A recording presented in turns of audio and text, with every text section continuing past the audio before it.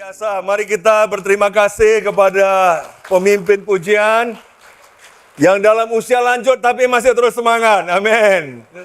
Tanpa minum extra jos lagi. Juga terima kasih, mari kita beri tepuk tangan juga kepada semua saudara-saudara kita sudah melayani. Pagi-pagi sudah datang menyiapkan semuanya. Terima kasih, thank you juga Asyir semuanya yang me-welcome kita dengan begitu luar biasa. Saya setiap kali ada di Jakarta saya senang aja. Nggak tahu ada polusi Jakarta yang buat kita semangat semua di sini ya. Hari ini saya akan berkhotbah dan judul khotbah saya adalah The Fellowship with the King. Ya, minggu yang lalu saudara kita, pendeta kita Frankie sudah berkhotbah dari buku Matius 11, 12 bicara tentang mengapa kita memilih tema Learn from Me. Dan ada alasannya karena memang terus terang kalau kita belajar, bisa aja belajar banyak salah ya dari orang dunia ini. Tapi kalau belajar Yesus tidak pernah kita itu agak salah. Karena dia sangat mengasihi kita. Dia tahu persis bagaimana dia akan meng-guide kita. Dan hari ini saya mengajak kita untuk bisa belajar dari buku Matius 13. Dan ini adalah pasal yang sangat familiar dengan banyak sekali orang. Termasuk bagi saya, sebelum saya jadi Kristen pun saya sudah tahu. Ya, kita sering dengar cerita Daud Goliat. Orang nggak kenal Yesus aja bisa tahu cerita Daud Goliat. Ini juga termasuk cerita yang orang banyak tahu, yaitu perumpamaan tentang penabur. Ya, banyak orang tahu tentang itu. Nah, masalah artinya orang ngerti atau enggak, itu lain cerita. Makanya kita perlu dengar khotbah hari ini, oke? Dan yang sangat menarik, sering sekali kita mau melihat Yesus, tapi dari sudut pandang kita sendiri. Contoh, kalau saya berdiri di sini, yang saya lihat sangat berbeda dengan kalian yang duduk sana lihat ke sini. Berbeda banget. Walaupun mata saya sekarang sudah nggak ada katarak. Ya, ini berkat dari Tuhan. Jadi sekarang nggak usah pakai kacamata. Yang duduk di belakang saya bisa lihat kerut Anda sekarang. Saya ganggu Fania ya waktu saya habis selesai operasi katarak. Setelah selesai saya gini-gini. Habis itu saya lihat. Fania bilang gimana? Kok ada kerutan kamu? Saya bilang. Aduh. Tapi makin cakep kok saya bilang ya. Ada kerutannya saya bilang. Karena mata sudah kinclong. Jadi sangat bersyukur. Ini menariknya dua mata ini kan operasinya satu-satu ya. Satu dioperasi, besok terbang. Saya pikir yang satu ini mata ini udahlah. Kan di Jakarta berapa hari. Baru operasi, besok juga terbang juga. Karena apa? Karena anak saya Tasya melahirkan. Amin. Jadi sangat bersyukur sekali. Terima kasih untuk your love, kasihnya, doanya, supportnya semuanya. Saya nggak umumkan ke seluruh gereja karena ini hari yang sangat bergembira, sangat cepat sekali melahirkannya. Satu hal yang kita doa secara spesifik adalah supaya Tasya bisa melahirkan tanpa banyak sakit. Karena Tasya ini banyak kekuatan, tapi satu kelemahan dia takut sakit. Dan menariknya, dia memilih tidak operasi sesar. Dia mau melahirkan normal. Kita betul-betul hitung harga, kamu yakin? Dia bilang yakin. Ya udah, silakan kita doa spesifik. Jam 1 pagi, saya dapat telepon. Tasya bilang, Pak, Ma, ini kayaknya mulai agak sakit nih. Kita bilang ini false alarm biasa itu. Dia bilang enggak, ini serius. 5 menit berikut ini lagi. Oke. Terus Jeffrey bawa ke rumah sakit. Tiba di rumah sakit 30 menit 40 menit berikut sudah melahirkan. Cepat sekali, tidak ada epidural, enggak ada ini. Saya lihat Tasya, saya bilang luar biasa kamu, saya bilang ya. Dan sangat bersyukur, baby Anson sehat, Tasya juga sehat. Dan ini adalah Anson, baby Anson. Kemarin sebelum saya balik Jakarta, saya lihat dia pegang keras gitu. Ini tenaganya lumayan kuat. Namanya cucu ya, walaupun tenaga gitu rasanya kuat kali. Semua gitu kan kuat sekali. Kita cenderung exaggerate, ngerti nggak? Kita wah gitu. Ya, terus nggak tahu, saya nggak bisa ini, kemarin malam saya nggak bisa tidur. Lihat ini terus, saya sudah miss dia. Mainan baru. Anak saya tanya saya, apa bedanya dengan kita? Saya bilang kalah lah kalian levelnya. Sengaja saya ini ya, tapi memang betul waktu anak saya lahir, saya bersyukur, kita senang. Tapi ini senangnya beda. Dan dulu saya sering dengar dari orang bilang kalau punya cucu, itu wah bisa gini, manjain cucu. Saya bilang, gimana sih manjain cucu? Jangan dong cucu dimanjain. Ini masih bayi aja udah saya manjain ini kan gitu kan. Jadi belum mampu ngajar grandparenting, baru bisa ngajar parenting. Grandparenting masih gagal ini di sini ya. Saya bilang ke anak saya, terus mereka bilang, oh papa, mama kok jadi berbeda sama cucu? Saya bilang beda. Pokoknya kita dulu, parent kamu dengan benar, sebisa mungkin. Sekarang tugas kita memanjakan cucu. Untuk mengetes apakah parenting kalian bagus enggak. Aduh. Atau anak saya bilang, kok nggak ada ambil foto kita lagi? Udah nggak ada, lewat masa kalian sudah. Saya dalam 3 hari ambil 200 foto ada kali, 200-300 foto. Ini saya doa, Tuhan bantu saya untuk tidak obses. Oke, kita balik ke Matius 13, oke? Ini di dalam satu pasal ini ada 7 perumpamaan. Ada 7 perumpamaan. Dan kita sudah pernah dengar tentang itu. Tapi mungkin kita salah mengerti ya. Makanya hari ini kita mau bisa sama-sama belajar. Apa yang diperlukan supaya kita betul-betul bisa menjadikan rajanya, raja segala raja, Yesus itu menjadi fokusnya. Bukan kitanya sendiri. Ya, supaya kita bisa punya fellowship with the King. 7 perumpamaan itu penabur, kemudian lalang, biji sawi, ragi, harta yang terpendam, mutiara yang indah, pukat. Ini dalam bentuk yang tersusun, tetapi yang sangat menarik, ini sebenarnya terbagi ke dalam 3 kategori yang berbeda. Di dalam kategori kedua dan yang ketiga, itu Yesus mengajarkan mereka, hal kerajaan sorga adalah seumpama. Dia kasih gambaran supaya orang bisa mengerti apa maksudnya. Nah, saya mungkin mau nyentuh sedikit tentang perumpamaan, supaya kita tahu bahwa Alkitab sepertiganya berisi poetry, seperti buku Mazmur. Sepertiganya berisi nubuatan. Dan sepertiganya lain itu berbentuk narasi cerita. Nah, termasuk di dalamnya ada namanya perumpamaan. Perumpamaan ini menarik, banyak orang pikir ini cerita ya, supaya orang gampang mengerti. Supaya orang gampang ingat. Banyak saya dengar daripada pengajaran-pengajaran itu yang dilemparkan. Memang betul seperti narasi, tapi sebenarnya tujuannya berbeda dengan narasi.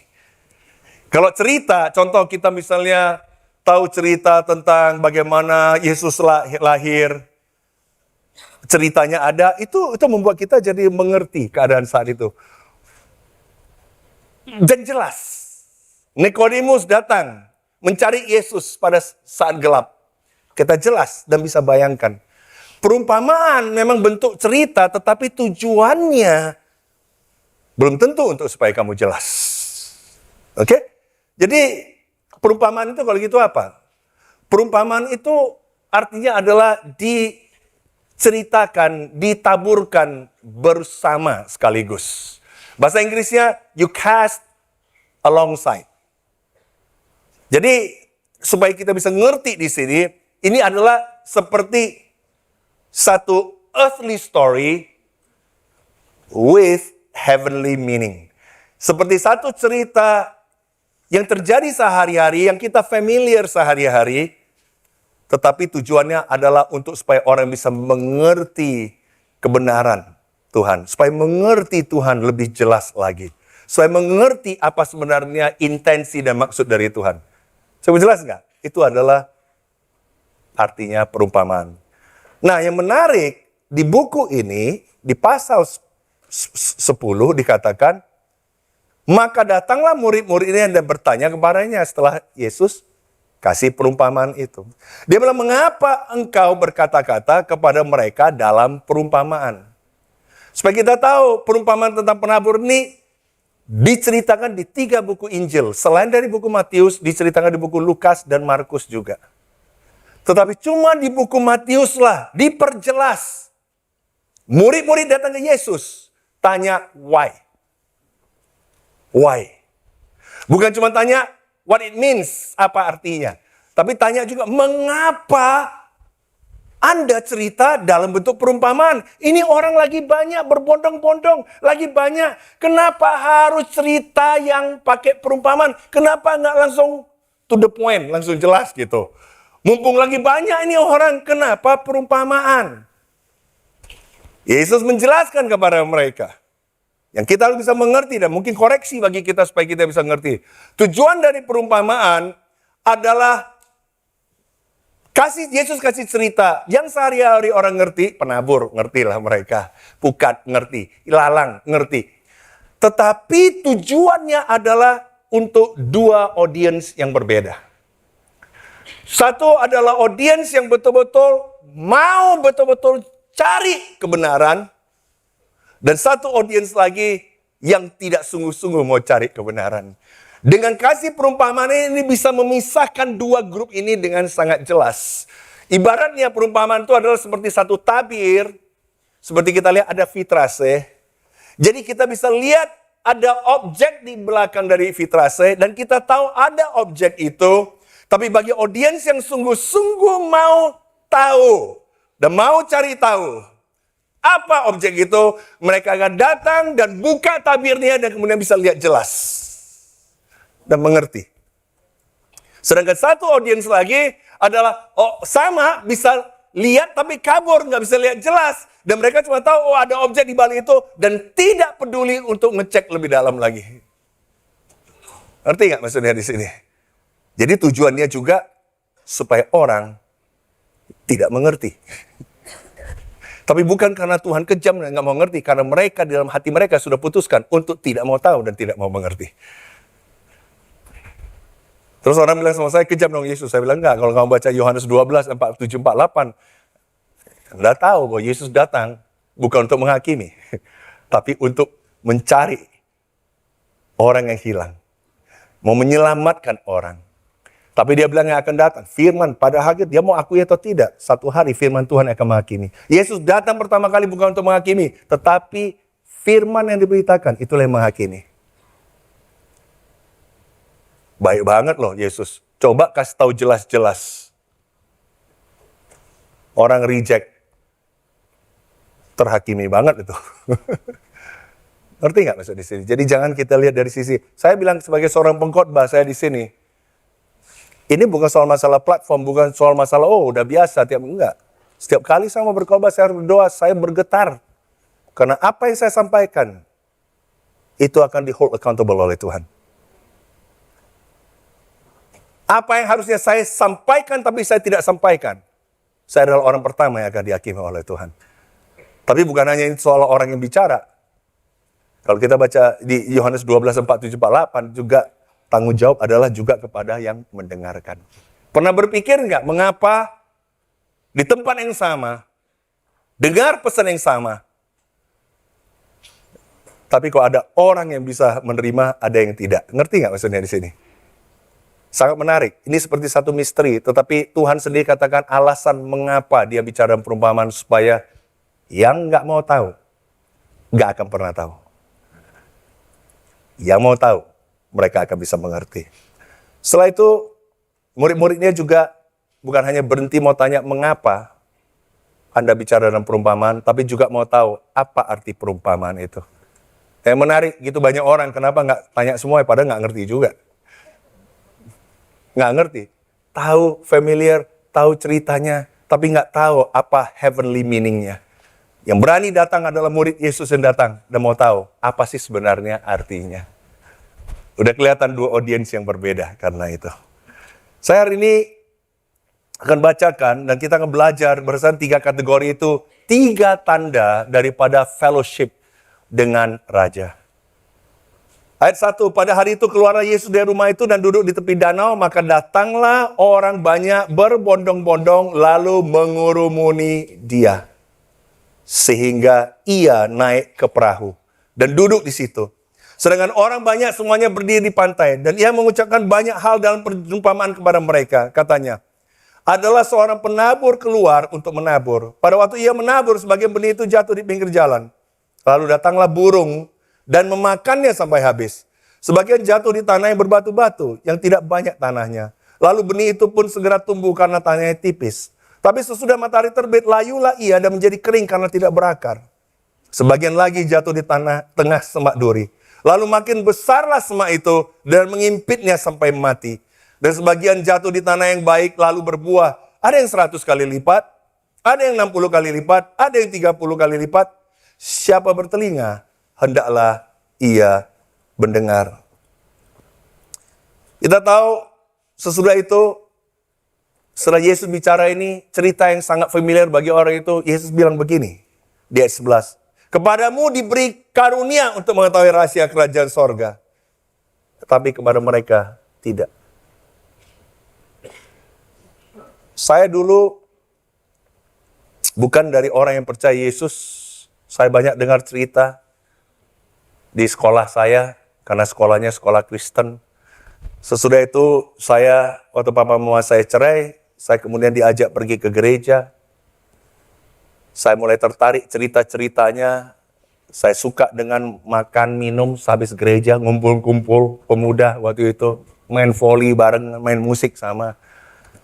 Dan saya mulai koleksi Alkitab.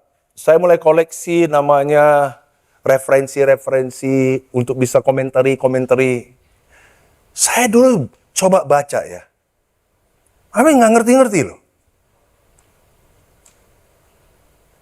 Sampai tahun 92. Waktu Tuhan memperkenalkan saya dengan murid Yesus yang betul-betul membawa saya untuk lihat kebenaran. Itu seperti ada tabir. Jadi saya lihat ini selama ini samar-samar. Tiba-tiba dibukakan dan saya bisa lihat dan saya tahu itu bukan masalah IQ, ini bukan masalah saya berusaha, bukan. Ini masalah rahasia, ini satu misteri kerajaan sorga yang Tuhan tahu siapa yang sungguh-sungguh punya hati yang mau cari dia.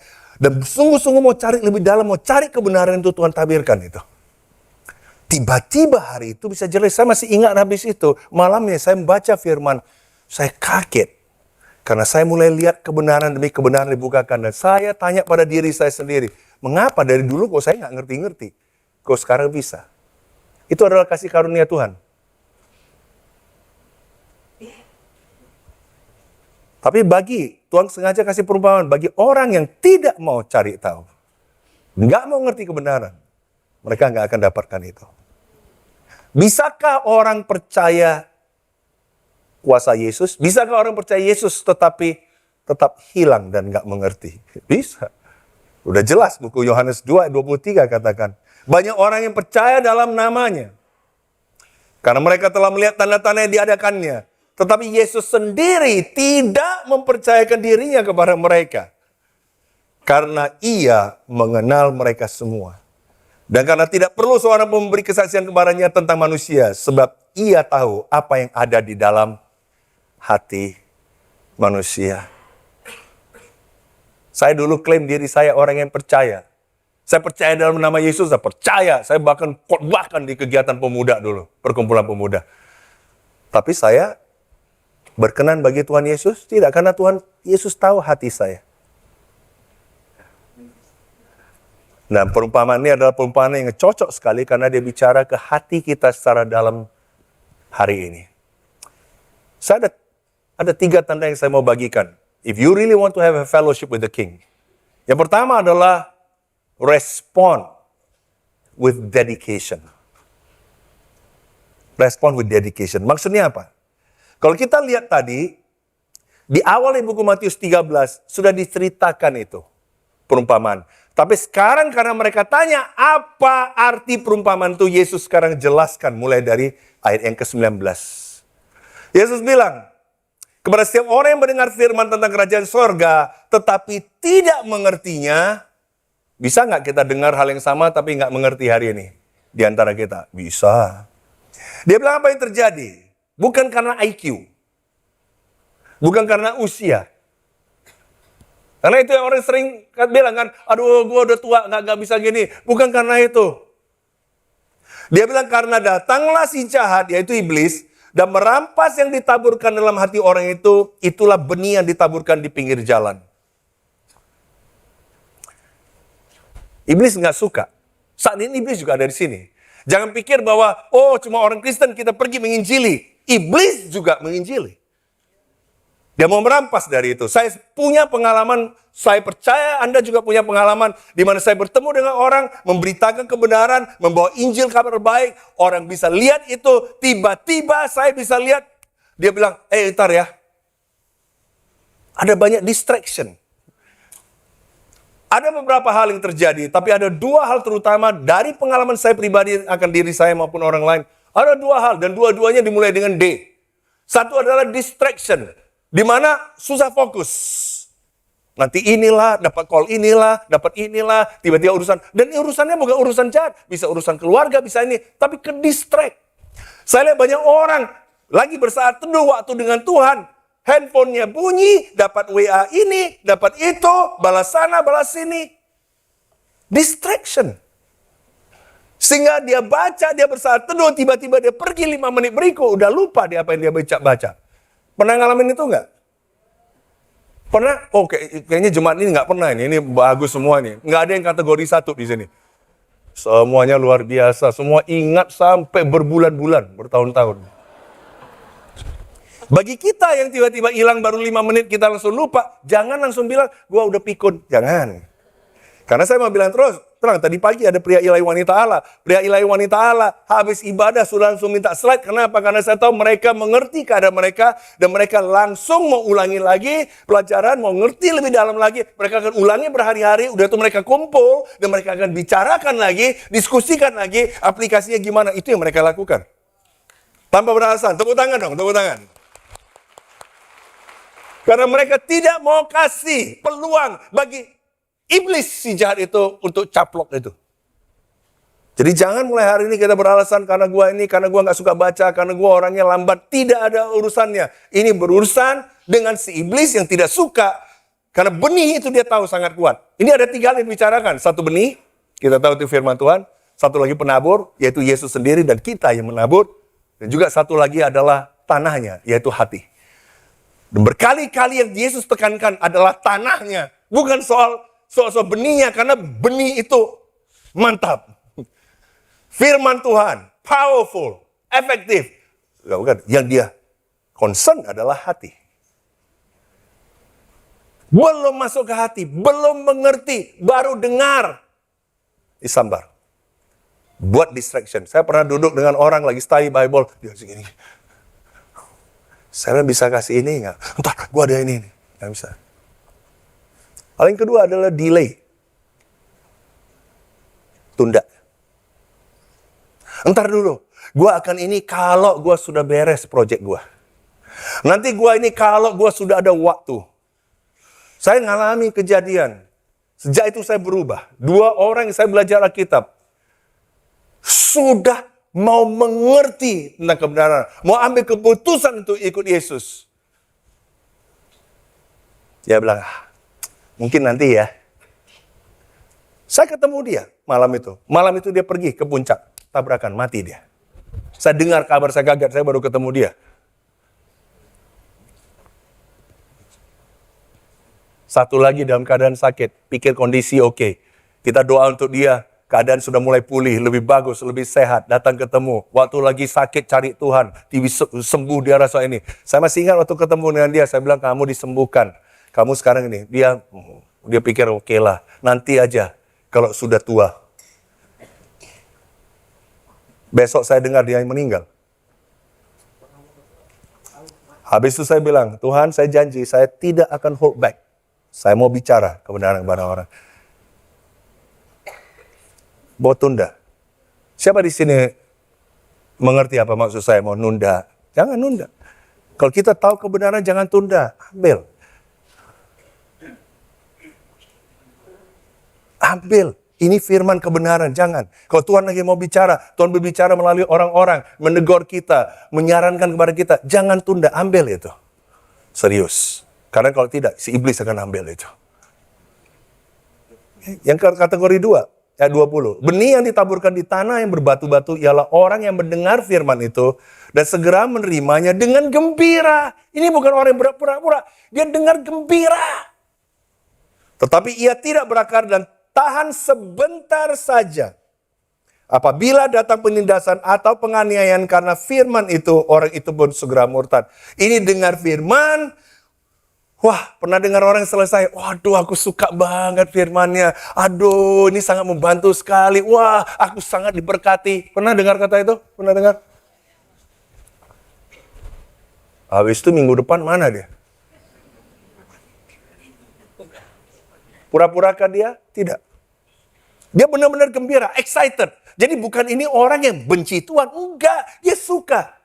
Tapi masalahnya dia cuma dengar tentang Tuhan, tentang surga, tentang berkat. Dan dia tidak hitung harga. Tidak tahu namanya the cost of following Jesus. Apakah harga yang dia harus bayar untuk bisa menjadikan Yesus menjadi Tuhan dia? Dia tidak lakukan itu. Jadi tiba-tiba datang penganiayaan, tiba-tiba terjadi hal, langsung hilang itu.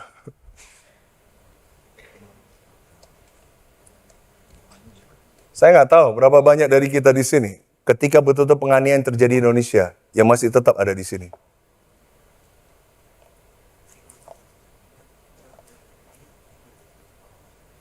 Ini alasan, saya pernah ada yang tanya pada saya, kenapa kalian pakai hitung harga ini? Gereja kamu ini kenapa ini hitung harga ya? Udahlah, Yesus baik, Yesus ini. Saya bilang, lihat Matius 13. Kita nggak hitung harga, banyak kategori 1 dan 2. Dan benar, saya ketemu dengan banyak pendeta pusing, karena apa? Kategori 1 dan 2, gembira, nangis-nangis, emosi. Pulang sama istri lupa. Menghadapi kenyataan dalam kantor, menghadapi kenyataan lupa. Ambil keputusan, langsung lain. Bukan Tuhan didahulukan, udah lain. Mengapa? Karena tidak dalam dan tidak berakar. Kita bukan mau bikin susah. Orang bilang kamu bikin susah. Enggak. Tuhan sangat senang. Tuhan mau orang diselamatkan. Makanya Tuhan sangat sabar dengan kita. Tetapi jangan kita cuma mau cerita surga, cuma cerita berkat, tapi nggak mau cerita harga untuk ikut Yesus. Pernah ketemu orang yang cuma gembira, besoknya hilang? Banyak. Ayat 22. Nah ini saya bicara karena untuk jemaat kita ini banyak di kategori sini. Hati-hati.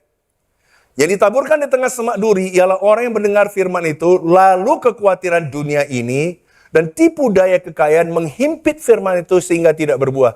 Ini orang bukan hanya mendengar, sekarang dia mengerti, dia suka Yesus. Kalau dibilang, jangan lu ke gereja, kagak mau, dia akan ke gereja. Dia mau cinta Yesus. Tapi dia juga mau cinta yang namanya dirinya sendiri. Alkitab katakan, tidak bisa saya menyembah Tuhan dan menyembah Mamon. Nggak bisa. Kamu dan saya tidak punya kapasitas itu. Saya berharap bisa, tapi nggak bisa. Hanya Tuhan atau Mamon. Kita diciptakan Tuhan untuk menyembah Tuhan atau tidak bisa Tuhan dan Mamon. Nggak bisa. Nah masalah yang sering lihat, saya lihat orang itu desire God, tapi desire juga yang ini. Saya mau jelaskan maksudnya apa.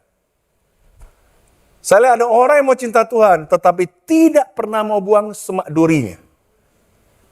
Dia biarkan semak duri itu tetap di sana. Tapi dia tetap datang ke gereja, dia tetap melayani, dia tetap kumpul grup, dia tetap mau study Alkitab dengan orang, tetapi ini yang dia tetap bertahankan. Kamu akan terhimpit, kamu akan kamu tidak bisa berbuah.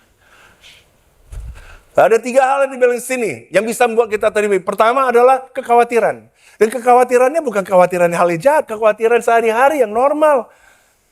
Anak, keluarga, keuangan, kesehatan. Nggak ada salah.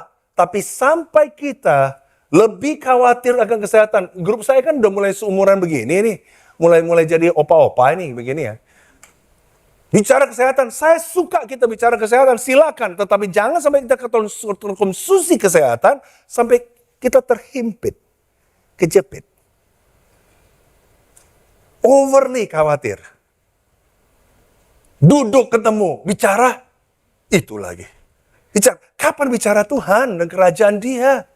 Kapan bicara tentang orang yang hilang?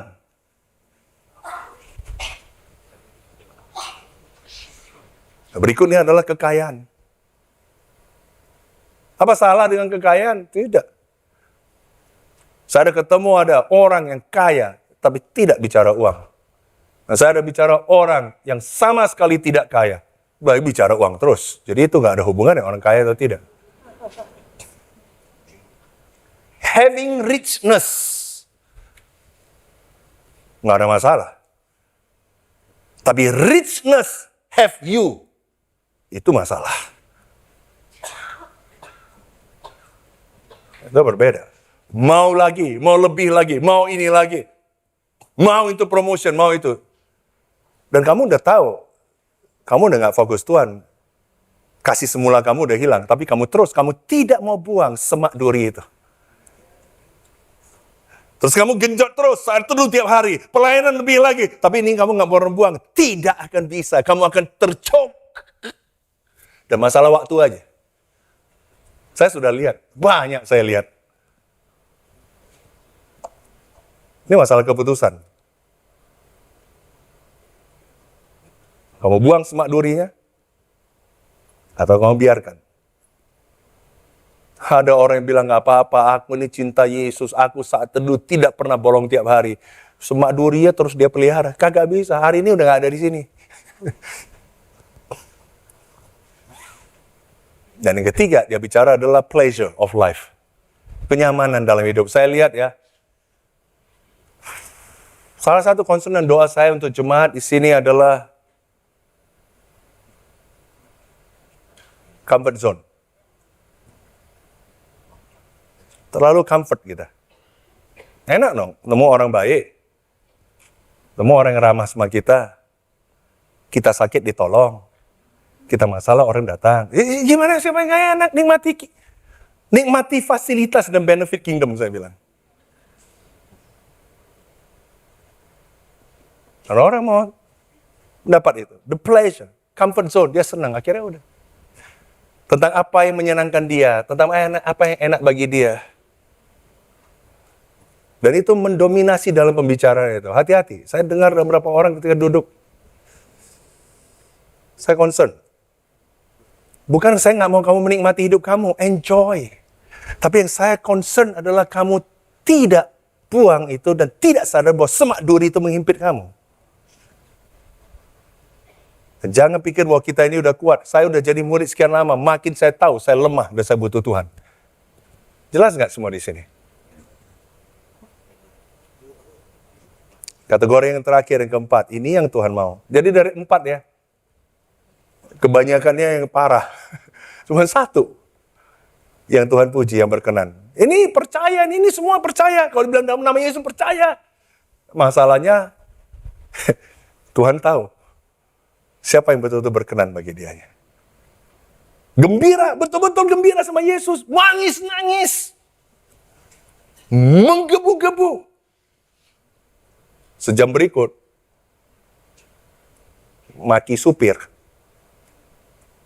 Minggu depan, tanpa dilihat orang, udah buat sesuatu yang nggak berkenan bagi Tuhan. Ngerti nggak maksud saya? Jadi, ayat 23, yang ditaburkan di tanah yang baik ialah orang yang mendengar firman itu dan mengerti.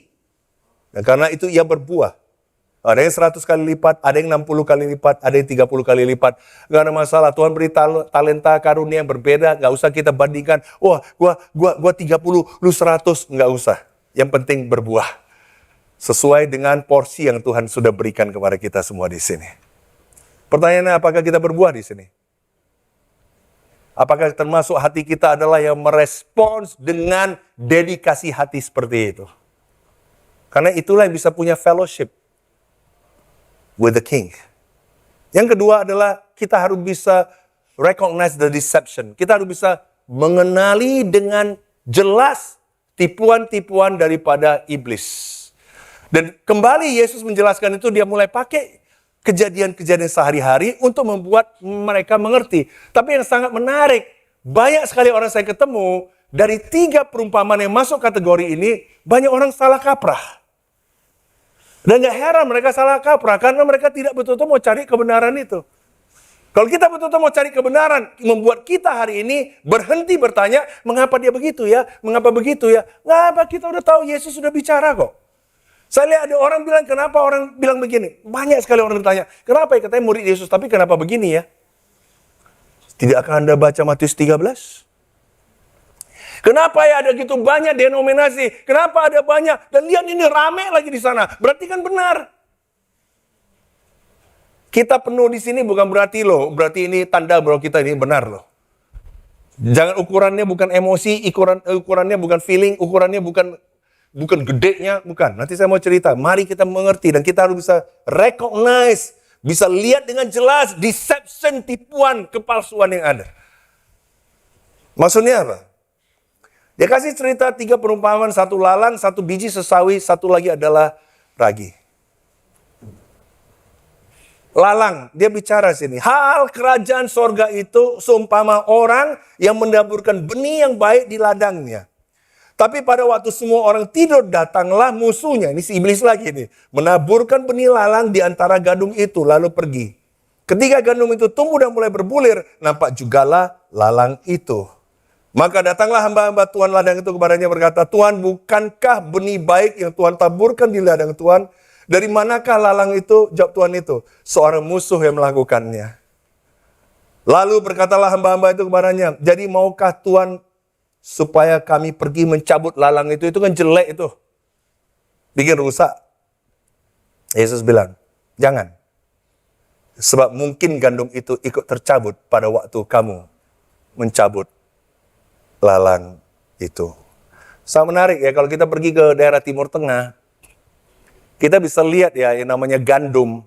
Itu yang di Alkitab katakan sebagai benih yang baik, yang berbuah.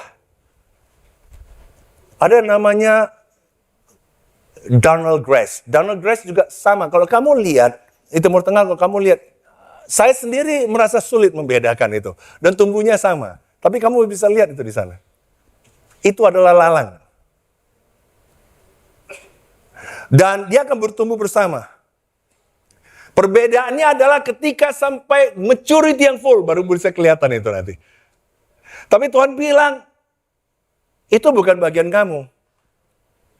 Untuk buang itu, enggak ada. Jadi kita harus tahu, di dalam kerajaan sorga kita datang, kita tahu bahwa iblis pun menyiapkan yang namanya Kristen juga, yang namanya Kristen palsu. Ada Kristen asli, ada Kristen palsu. Saya dulu pikir saya Kristen asli karena KTP saya Kristen, karena saya ke gereja, karena saya pelayanan. Begitu saya lihat kebenaran, saya baru tahu bahwa saya Kristen palsu. Dan waktu itu baru saya bisa mulai lihat, rupanya ada banyak Kristen palsu.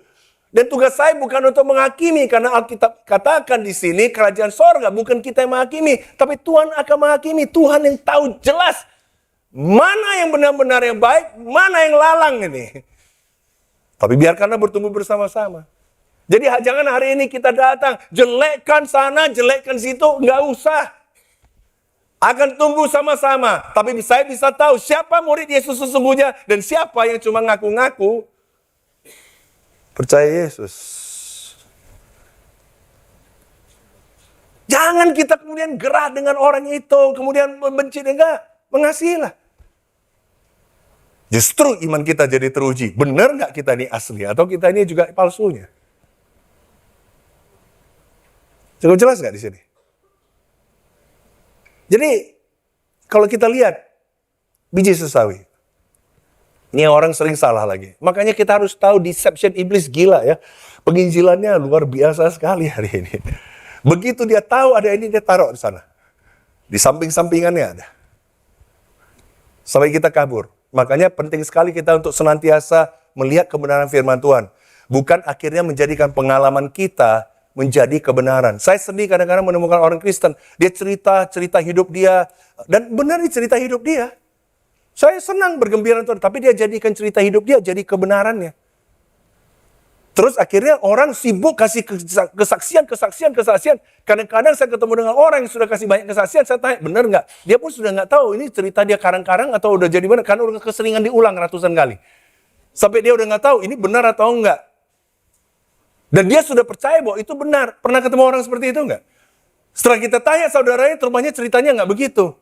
Tapi karena dia sering dikasih platform, banyak kesaksian-kesaksian, dia terkenal dan pintar bicara. Wah, akhirnya, tapi kesaksiannya palsu itu.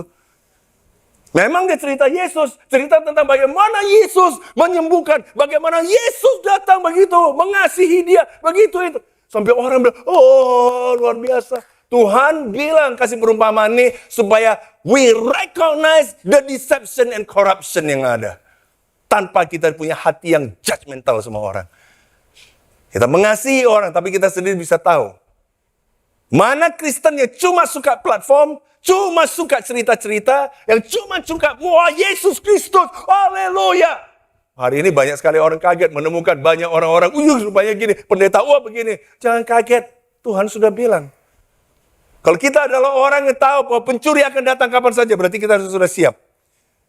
Sama dengan kalau kita jadi murid Yesus sungguh-sungguh, kita udah siap, nggak usah kaget sana-sini, sudah tahu ini terjadi. Tuhan Yesus sudah bicarakan itu. Biji sesawi juga sama. Banyak orang melihat cerita biji sesawi ini salah. Saya bacakan di ayat 31. Yesus membentangkan suatu perumpamaan lain lagi kepada mereka, katanya, hai hal kerajaan sorga itu sumpama biji sesawi, yang diambil dan ditaburkan orang di ladangnya. Memang biji itu yang paling kecil dari segala jenis benih. Tapi apabila sudah tumbuh, sesawi itu lebih besar daripada sayuran yang lain. Bahkan menjadi pohon. Sehingga burung-burung di udara datang bersarang pada cabang-cabangnya. Nah ini orang kemudian khotbah akan ceritakan, ya bayangkan di kerajaan Allah. Inilah pertumbuhan kerajaan Allah dari biji sesawi saja. Lihat satu hari seperti biji sesawi satu hari tumbuh jadi pohon besar. Dan burung-burung pun semua akhirnya bertengger. Lihat buahnya luar biasa sekali. Yesus itu bicara kebalikannya. Maksudnya apa bro? Biji sesawi, kalau bagi orang yang familiar tahu biji sesawi, kita tahu biji sesawi itu gak pernah tumbuh jadi pohon. Apel ya, biji apel jadi pohon apel. Biji jeruk jadi pohon jeruk. Namanya biji sesawi, itu tumbuh jadi besar, lebih besar dari sayuran lain, itu betul. Kayak begitu, jadi bush, big bush. Jadi semak yang betul-betul sangat besar dan bisa tinggi ya, saya sudah lihat langsung. Bisa antara 4 meter, 5 meter, bisa juga sampai 20-an meter saya lihat. Tapi bukan pohon. Waktu Yesus cerita ini, orang itu jadi bisa tahu kenapa. Karena kalau jadi pohon, justru orang bilang ini abnormal. Biji sesawi nggak akan jadi pohon, harusnya jadi semak, the bush. Terus burung. Ya burung kita harus tahu yang namanya expository constancy atau consistency. Kalau kita ngerti satu ayat yang jelas, kita lihat konteksnya sebelum ataupun sesudahnya. Ini baru berapa ayat sebelumnya bicara burung bicara apa? Orang-orang baik. Burung bicara tentang iblis, si jahat itu. Alkitab. Kalau burung bicara, itu kebanyakan bicara tentang iblis. Beda lagi dengan namanya dove atau merpati. Itu damai. Beda, jangan bilang dove kan burung juga. Tolong dengar bahasanya di sini. Konteksnya di sini, Yesus lagi mau tunjukkan hal kerajaan sorga adalah seperti lu akan lihat biji sesawi akan tumbuh karena iblis bekerja dengan luar biasa. Dia buat sehingga betul-betul glorious, kelihatan besar. Besar sangat menarik perhatian. But it's not my church. It's not my people. Berapa banyak hari ini orang ketipu, oh karena rame, pastilah di sana yang rame.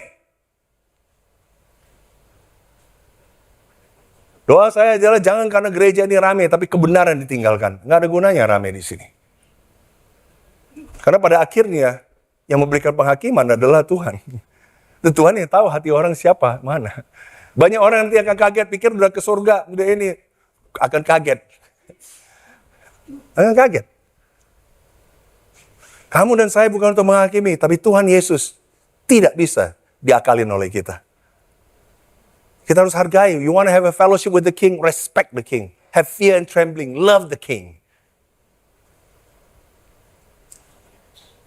Dia bicara sesuatu yang abnormal. Bukan buah itu yang dia mau lihat. Tapi yang kita cari adalah yang lain.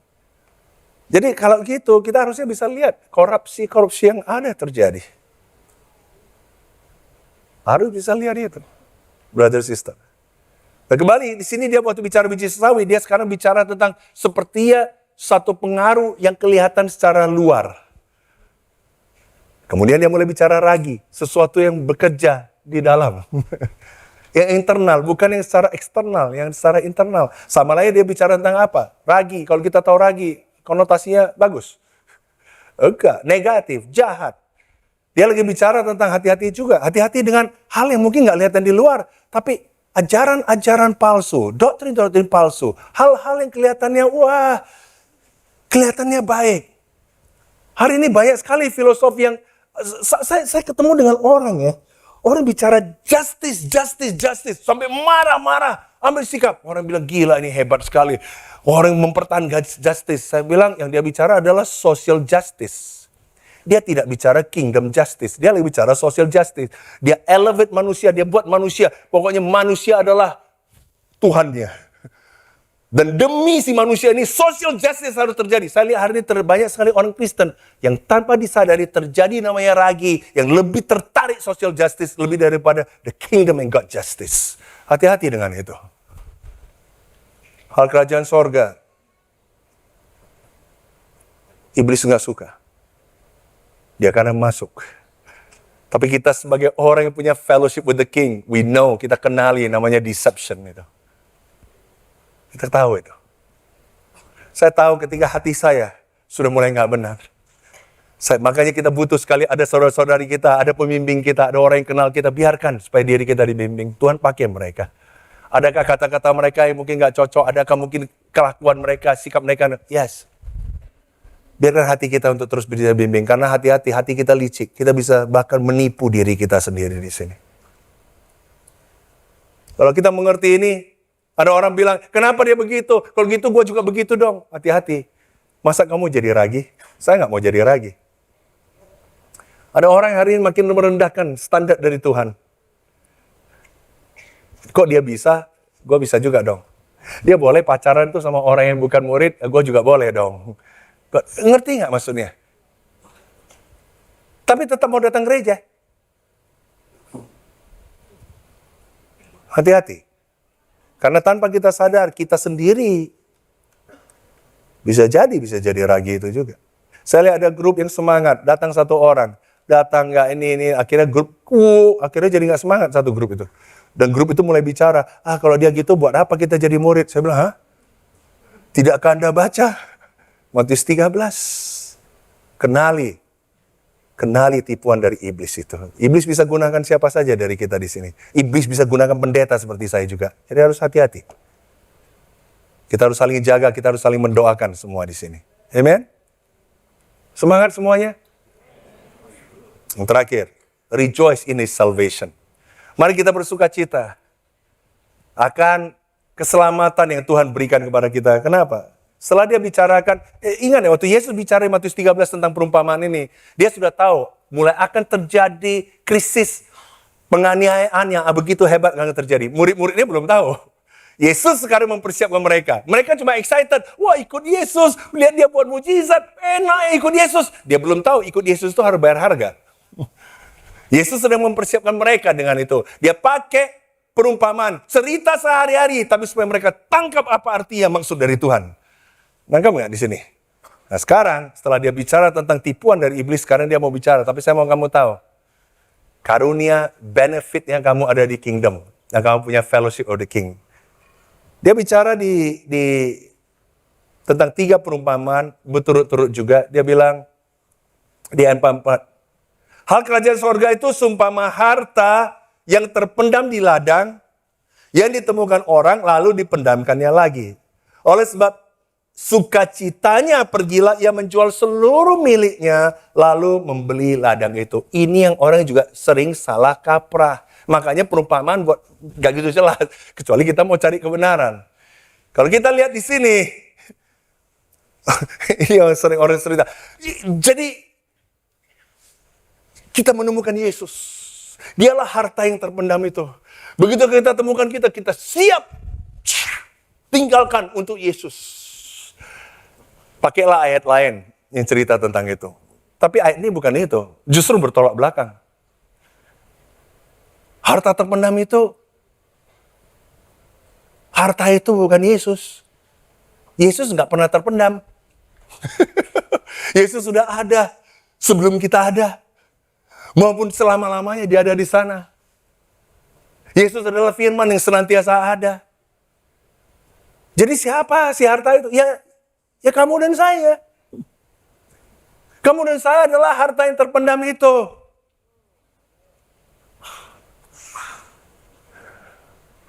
Ditemukan. Oleh sebab sukacita dia pergi menjual seluruh miliknya. Lalu membeli ladang itu. Ladang kalau di dalam konsistennya kita lihat. Ladang itu adalah dunia. Siapa di sini? Aku. Yesus begitu berharga. Mari aku jual semua. Dan ku beli seluruh dunia. Siapa sih yang mampu beli dunia semua di sini? Nggak ada. Itu omong kosong. Yang Yesus lagi bicara di sini, yang terpendam itu adalah bangsa Israel. Yang sampai dia masih hari ini dia bilang seberapa mereka rebellious, dia masih bilang they are my treasured possession. Anda dan saya begitu berharga di mata Tuhan. Dia begitu melihat kita, dia rela mati di kayu salib. Dia purchase dunia ini semua dengan darah dia. Mengerti nggak seberapa berharganya kita? You and I, waktu saya mengerti ini, saya bilang, gila Tuhan, siapakah saya? Saya meyakinkan Anda, but you look at me as a treasure possession. Buku Roma 3 katakan, tidak ada yang benar. Seorang pun tidak. Tidak ada seorang pun yang berakal budi, tidak ada seorang pun yang mencari Allah. Kita harus bisa mengkhotbahkan teologi yang benar. Kadang-kadang kita bisa pakai ayat yang sama, tapi teologi kita tidak sehat. Tidak pernah saya bisa katakan, saya yang cari Tuhan. Tuhan yang senantiasa cari saya. Tuhan yang senantiasa reach out ke saya. Bahkan ketika saya berdosa, Tuhan Yesus mati di kayu salib untuk saya. Why? Because He look at me as a hidden treasure. Itu bisa bangsa Israel. Itu bisa berarti itu adalah gereja. Itu bisa berarti orang-orang Yunani, Gentile seperti kamu dan saya. That's how Jesus look at you and me. Seberapa dia lihat kita berharga. Makanya jangan kita melacurkan diri kita. Jangan kita di sini membiarkan diri kita terlepas dari background kita. Jangan kita merendahkan diri kita ketika Yesus sendiri melihat kita berharga. Kebenaran yang ada di dalam diri saya bukan karena kebenaran yang saya lakukan. I cannot earn the righteousness. It's Jesus' righteousness yang Tuhan Yesus berikan kepada saya. Dan karena itu, saya harus sangat bersyukur betapa berharganya itu. Jaga itu, jangan permainkan itu. Dosa Anda dan saya diampuni Tuhan Yesus. Kita dibenarkan oleh Tuhan. Kita hidup benar bukan supaya kita makin berharga di mata Dia. Kita sudah berharga di mata Dia. Karena itu kita hidup benar. Kamu jauhi dosa bukan karena, kalau saya jauhi dosa berarti saya pahala makin naik. Berarti makin dekat sama Tuhan. Tidak. Anda dan saya tidak dibenarkan dengan itu. I don't earn my salvation. I don't earn the righteousness.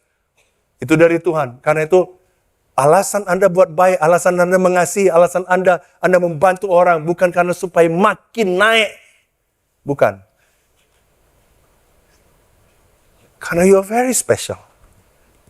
Saya masih ingat anak saya waktu saya kecil. Ada dua jenis parenting. Satu adalah, jangan ditakut-takutin. Lu kalau gini lu jadi, lihat itu. Mau jadi kayak pengemis itu. Membuat anak jadi menghina pengemis. Lihat itu kayak orang bego di sana. Lu lihat kayak orang jahat di sana. Lu jangan kayak gitu. Lu ditakut-takutin seperti itu. Itu adalah satu cara parenting. Atau parenting satunya lagi. Ini yang saya adopsi dalam keluarga saya. Bicara mananya. Dan saya bilang mana saya. You are so precious. We love you.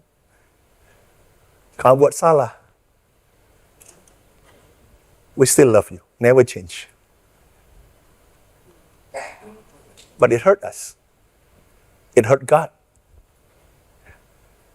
Ketika anak grow up dan mereka tahu mereka precious, mereka nggak mau main-main seks sembarangan. Satu kesukacitaan saya adalah waktu anak saya menikah. Saya tahu anak saya murni. Sukacita loh sebagai orang tua. Di tengah dunia yang hari ini udah, waduh. You're very precious. Karena itu rejoice in His salvation. Amen? Dia bilang mutiara yang indah. Hal kerajaan sorga itu seumpama seorang pedagang yang mencari mutiara yang indah. Setelah ditemukannya mutiara yang sangat berharga, ia pun pergi menjual seluruh miliknya, lalu membeli mutiara itu. Jangan dibalikin. Anda dan saya adalah mutiara itu. Nah, Yesus begitu mengasihi kita di sini. Setelah itu di ayat 47-50 dia bilang, hal kerajaan sorga itu seumpama pukat yang dilabuhkan di laut. Lalu mengumpulkan berbagai-bagai jenis ikan. Setelah penuh pukat itu pun diseret orang ke pantai. Lalu duduklah mereka dan mengumpulkan ikan yang baik ke dalam pasu. Dan ikan yang tidak baik mereka buang. Demikianlah juga pada akhir zaman malaikat-malaikat akan datang memisahkan orang jahat dari orang benar. Lalu mencampakkan orang jahat ke dalam dapur api. Di sanalah akan terdapat ratapan dan kertakan gigi. Tuhan bilang hal kerajaan sorga itu seumpama apa? Seperti orang tabur pukat. Waktu kamu tarik, kamu akan dapat segala jenis ikannya. Di Danau Galilea ada sekitar 35 jenis ikan sekarang. Dulu saya nggak tahu, mungkin lebih banyak. Sekarang ada sekitar 35 jenis. Saya lihat nih, kalau nelayan lagi tebar jala diambil itu, ya campur. Ada yang baik, ada yang nggak baik. Sama hari ini Jumat kita ada Jumat, saya percaya kita taburkan itu. Kita mau taburkan kasih Tuhan, kita beritakan Injil, kita nggak tahu. Tapi saya kasih tahu, yang jelas Tuhan bilang, kita tarik, ya ada ikan baik, ada ikan yang jahat. Saya dulu maunya kalau saya tebar jala dapatnya ikan baik. Ikan jahatnya kena bolongnya net itu, kemudian keluar. Ada yang datang sama saya bilang, kenapa bro ya kita kok ini? Saya bilang, nggak apa. Ada yang gandum, ada yang lalang. Tuhan akan tunjukkan satu hari. Saya sekarang sudah jadi murid sekian lama, saya lihat. Ada orang yang kelihatan semangat, tapi yang seperti Paulus bilang, Demas akhirnya meninggalkan Tuhan karena keduniawian itu. Ada. Tapi kita akan mengasihi. Kamu tahu, kalaupun kamu di GKDI, belum tentu karena pada hari terakhir nanti Tuhan kemudian akan tahu. Dia akan pisahkan. Jadi nanti akan ada yang kaget, gua pikir di GKDI gua aman. Tuhan, saya nggak bilang kalau gitu kamu jadi gue selamat atau nggak selamat. Alkitab sudah katakan bahwa bagaimana kita harus bisa reassure dengan keselamatan kita. Nggak ada yang kita earn untuk itu. Itu dari Tuhan. Tapi respon kamu bagaimana? Kamu respon dari hati kamu yang penuh dedikasi. Kamu sendiri bisa tahu tipuan-tipuan yang ada. Kamu tahu siapa yang sedang dipakai iblis. Apakah kamu sendiri? Kamu tahu kah? Jangan sibuk urusin orang lain semuanya. Diri sendiri kamu harus tahu. Kamu harus belajar tahu Kristen yang benar dan palsu yang mana. Kamu harus tahu. Kamu harus bisa tahu doktrin yang benar dan doktrin yang salah. Kamu harus bisa tahu teologi yang benar dan teologi yang tidak sehat. Kamu harus bisa tahu. Kamu harus bisa tahu pertumbuhan yang benar yang diakal-akalin dengan manipulasi yang kelihatan seperti pohon. Tapi itu abnormal. Mata Tuhan, pohon. Harusnya nggak jadi pohon. Itu yang sehingga justru burung-burung.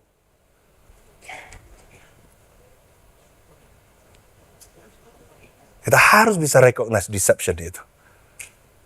Dan terakhir, kita harus bisa rejoice in His salvation. Kenapa? Karena Anda dan saya adalah harta yang terpendam itu. Anda dan saya adalah mutiara yang indah itu.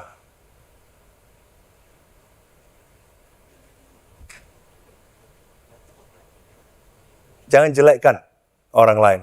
Jangan jelekkan gereja lain. Biarkan itu tumbuh bersama-sama. Amen. Tapi Tuhan pada akhir zaman akan memisahkan mana yang baik, mana yang miliknya, dan mana yang tidak. Banyak orang yang hari ini pikir kalau saya percaya Yesus, saya kasih ke gereja, saya kasih persembahan, dan kelihatan hidup saya diberkati, berarti saya aman. Saya nggak lihat itu di dalam Alkitab. Saya nggak lihat itu dalam Alkitab. The fellowship, ini bukan fellowship with the world, ini fellowship with the King. Dan biarkanlah King kita, Raja, segala Raja lain menentukan mana yang terpenting dalam hidup kita. Jadi kita sudah belajar hari ini tentang respond with devotion. Kita belajar tanda kedua, recognize the deception. Dan ketiga, rejoice in His salvation. Kamu tahu kenapa Alkitab tidak dituliskan kayak buku manual? Pernah tanya itu? Kenapa Alkitab tulis ini, nanti tulis itu, tulis itu? Mendingan dengan dikasih aja langsung. Tuhan, satu, Trinitas. Kedua, karakter Tuhan. Dia baik, dia pengasih. Harusnya Alkitab begitu mulai buku Kejadian langsung daftar. Tuhan itu sifat karakter apa? Tuhan pakai orang penulis yang beragam-ragam, 40 penulis itu, dalam bentuk format yang tidak seperti manual.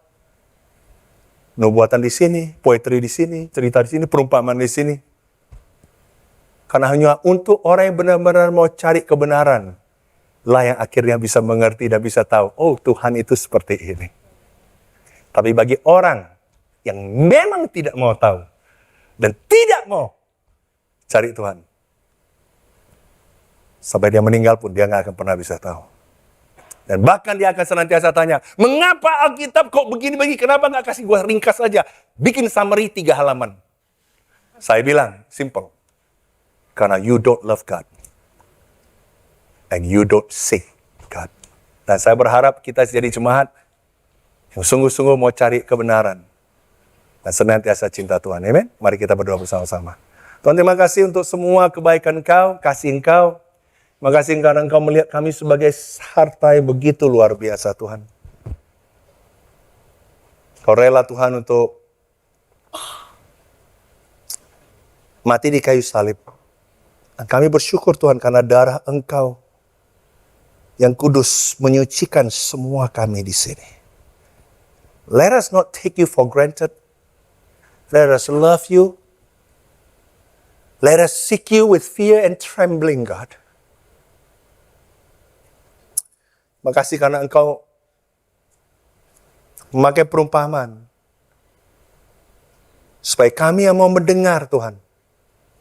Kami bisa lihat kebenaran itu dan bersyukur, Tuhan, karena itu rahasia dan misteri itu bisa kami mengerti. Sehingga kami nggak usah membanding-bandingkan. Kami nggak usah bingung dan goyang dalam hidup kami sebagai orang Kristen. Tapi kami bersyukur juga karena melalui perumpamaan ini. Bagi orang yang tidak mau mencari kebenaran. Yang mereka tidak akan bisa mengerti itu, Tuhan. Terima kasih karena pada akhirnya, walaupun kami sama-sama hidup di Indonesia, mungkin punya pekerjaan, punya pengalaman, kami alami sama, tapi Tuhan pada akhirnya Engkaulah yang akan membedakan itu semuanya. Bantu kami untuk senantiasa percaya dan setia kepada Engkau. Dalam nama Yesus kami berdoa dan ucap syukur. Amin.